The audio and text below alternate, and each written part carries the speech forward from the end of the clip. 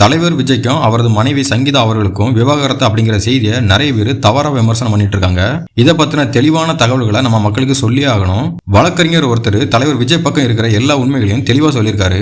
அவர் என்ன சொல்லியிருக்காருன்னா, இது இரு தனிநபரோட விஷயம். விஜய் ஒரு நடிகரா இருக்காரு. அவர் இப்போ தாவேக்கான்னு ஒரு கட்சி ஆரம்பிச்சிருக்காரு. ஆரம்பிச்ச பிறகு அவருக்காக பல பேர் வெளியே வராங்க. அவரை பத்தி பயங்கரமா பேசுறாங்க. இவரால ஆட்சி மாற்றமே வரும் அப்படிங்கறதால இவரோட குடும்ப பர்சனல் லைஃபை வெளியே கொண்டு வராங்க. மக்கள் இதுல முக்கியமா கவனிக்க வேண்டிய விஷயம் என்னன்னா, இந்த வழக்கு இப்போ தாக்கல் பண்ணல. டிசம்பர் 3, 2025 செங்கல்பட்டு நீதிமன்றத்தில் தாக்கல் பண்ணது.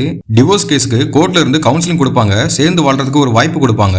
அதுதான் இப்போ பிப்ரவரி 24 கொடுத்திருக்காங்க. அதை இப்போ 27 எடுத்துட்டு வந்து பெருசு பண்ணிட்டு இருக்காங்க.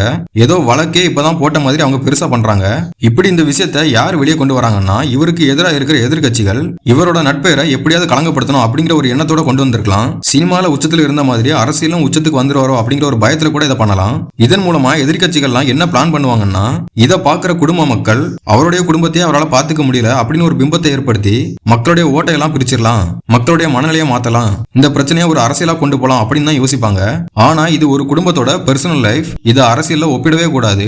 ஒவ்வொரு குடும்பத்துக்கு உள்ளே நடக்கிற பிரச்சனைகளை அந்த குடும்பத்துக்கு உள்ள போனாதான் தெரியும். கதவை திறந்து பார்த்தா தான் உள்ள நல்லது நடக்கா கெட்டது நடக்கா அப்படிங்கிறது தெரியும். இந்த வழக்கை டிசம்பர் 3, 2025 தாக்கல் பண்ணிருக்காங்க. அதுக்கப்புறம் தான் அவரது மனைவி சங்கீதா அவர்கள் கருத்து வேறுபாடு காரணமா லண்டன் போயிருக்காங்க அப்படின்னு தலைவர் விஜய் பக்கம் இருக்கிற உண்மைகளை வழக்கறிஞர் தெளிவா பேசியிருக்காரு.